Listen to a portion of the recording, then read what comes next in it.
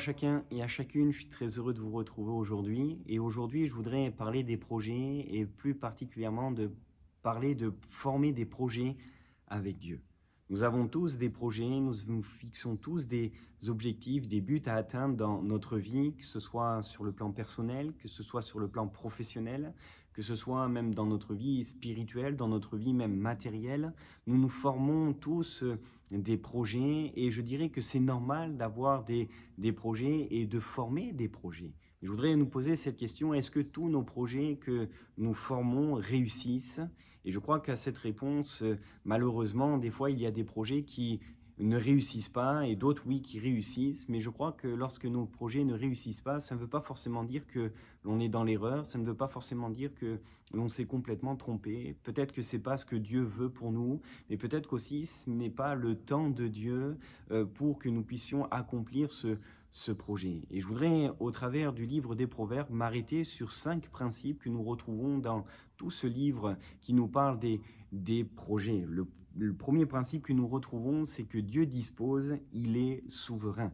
Proverbe chapitre 19, verset 21 nous dit ceci: « Il y a dans le cœur de l'homme beaucoup de projets, mais c'est le dessein de l'Éternel qui s'accomplit. » On voit qu'il y a beaucoup de projets, on voit qu'on peut former des projets, mais c'est la volonté de Dieu, c'est le dessein de Dieu qui s'accomplira, toujours parce que Dieu est souverain. Le deuxième principe que nous retrouvons, c'est que Dieu instruit, il est maître. Proverbe chapitre 16 et le verset 3 nous dit ceci: « Recommande à l'Éternel tes œuvres et tes projets réussiront. » Je crois qu'il est important lorsque nous avons un projet, je crois qu'il est bon de pouvoir se tenir dans la prière, de passer du temps avec le Seigneur et de rechercher sa volonté, de rechercher cette communion pour qu'il puisse nous montrer si la voie que nous souhaitons prendre est correcte ou si justement il doit fermer cette porte, parce que Dieu sait toutes choses et nous avons besoin de recommander à l'Éternel nos projets pour que nos projets puissent réussir. Le troisième principe que nous retrouvons, c'est que Dieu examine, il est juge. Proverbe chapitre 16 et le verset 2 nous dit ceci: « Toutes les voies de l'homme sont pures à ses yeux, mais celui qui pèse les esprits, c'est l'Éternel. » Il est important non seulement de présenter nos projets à Dieu, mais il est important aussi de comprendre si ce que le Seigneur veut pour nous est correct ou pas, si c'est bon que l'on s'engage dans cette voie, ou si justement on doit peut-être changer nos projets, changer nos orientations. Dieu est juge, c'est lui qui examine et on doit lui laisser examiner nos projets.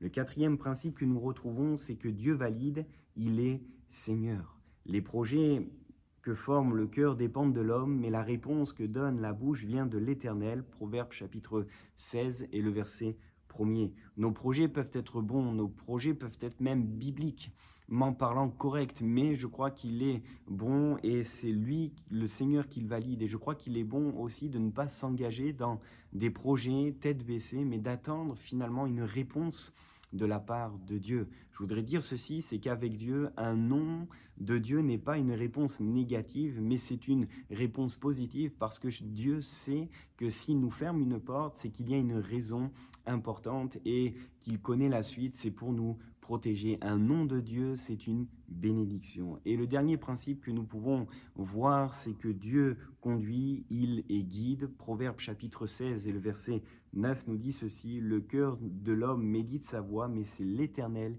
qui dirige ses pas. » Lorsque nous regardons la vie de l'apôtre Paul et les différents voyages missionnaires de l'apôtre Paul, on s'aperçoit d'une chose, c'est que Paul s'est toujours laissé conduire par le Seigneur, par le Saint-Esprit, et il ne l'a pas empêché.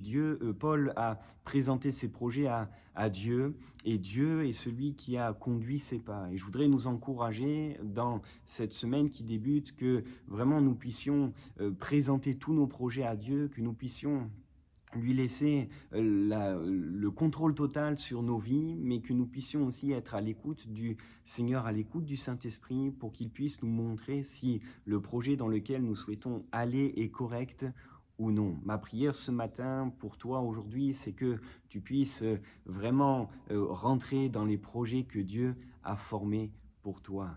Que le Seigneur te bénisse.